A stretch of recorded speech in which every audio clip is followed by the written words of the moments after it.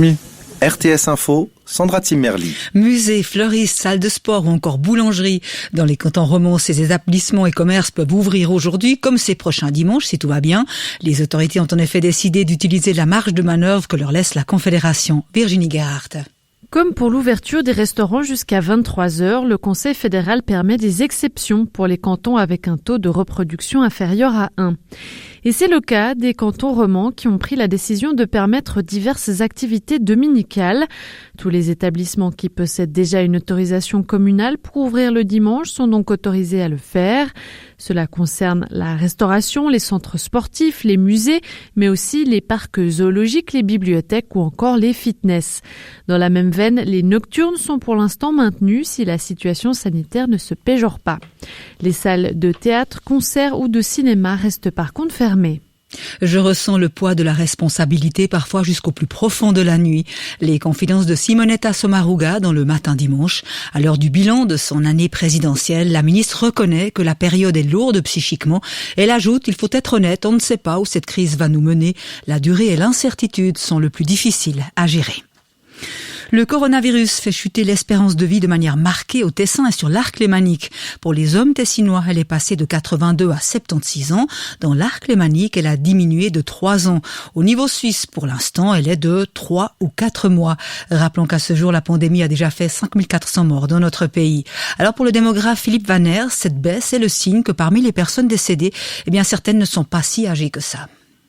On a parfois l'impression que le Covid ne tue que les plus faibles et les plus âgés, mais en réalité, il y a une centaine de décès qui sont survenus parmi la population de moins de 60 ans. Il y a 300 décès qui sont survenus entre 60 et 69 ans. Donc ça touche des personnes qui, normalement, devraient pouvoir vivre encore 20, 25 ans, suivant cette espérance de vie. Alors on peut penser que ça partira à la hausse, mais ce qu'on observe maintenant, c'est que depuis 4-5 semaines, il n'y a rien qui bouge, en fait. Donc là, pour l'instant, c'est pas en train de monter.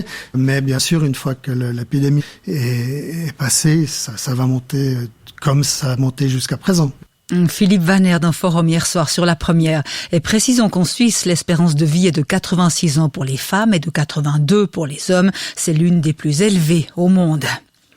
Il sera prêt à être injecté dans les bras dès demain matin. Aux États-Unis, la campagne de vaccination contre le Covid-19 avec le produit de Pfizer et BioNTech commencera bien demain dans les hôpitaux et autres sites, annoncent les autorités.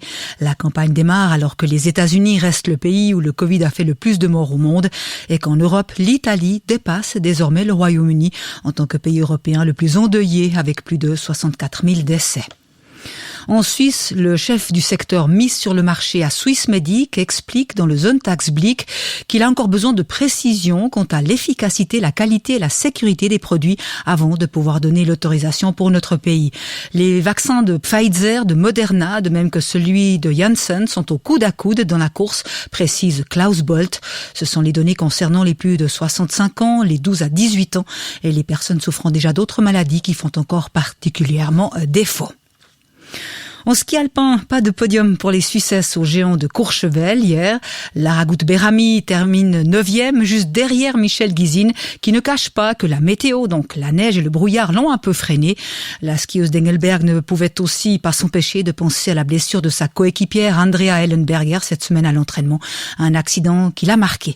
Michel Gizin au micro de Patrick Deletro. Quand il y a des conditions comme ça, moi je suis pas la personne qui risque la vie et puis on sait tout le monde, j'ai beaucoup de courses à faire cette année j'espère et puis avec la blessure d'Andrea qui était monstre dommage, je suis surtout une fille qui va plutôt tranquille pour pas prendre des risques inutiles et puis à la fin si j'ai une journée comme ça où la tête et le subconscient, il fait que je vais avec 80%, ça c'est quelque chose vraiment bien et c'est vraiment important pour pas se faire mal.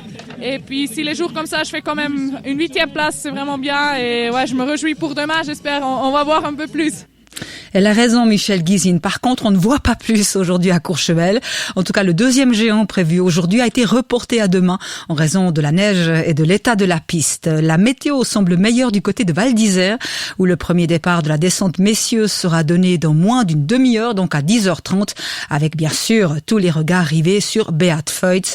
Une course à suivre sur RTS2 et dans nos rendez-vous d'information. En ski nordique, aux épreuves Coupe du Monde de Davos, au Grison, dans le sprint hier, Nadine Fendry a frôlé le podium. La Lucernoise a craqué dans les tout derniers mètres. Elle termine 4e. Et aujourd'hui, place à un 10 km skating pour les dames, 15 pour les messieurs, avec bien sûr Dario Colonia qui va essayer de faire aussi bien que l'année dernière, donc 3e, même s'il dit ne pas être encore au sommet de sa forme. Un coup d'œil sur la météo après les dernières gouttes de ce matin ou flocons des 800 mètres environ. Passage à un temps sec avec même de belles éclaircies, voire un temps assez ensoleillé dans les Alpes. 7 degrés au meilleur de la journée avec du vent modéré à fort selon où vous vous trouvez, de nord-ouest ou alors de sud-ouest en montagne. Et puis demain matin, stratus sur le plateau, au-dessus et ailleurs du soleil, malgré quelques voiles de nuages élevés. Net doux en montagne et puis mardi, pluie jusqu'à 2000 mètres, 1006 en soirée. La météo avec Swiss Peak Resorts. Vos vacances d'hiver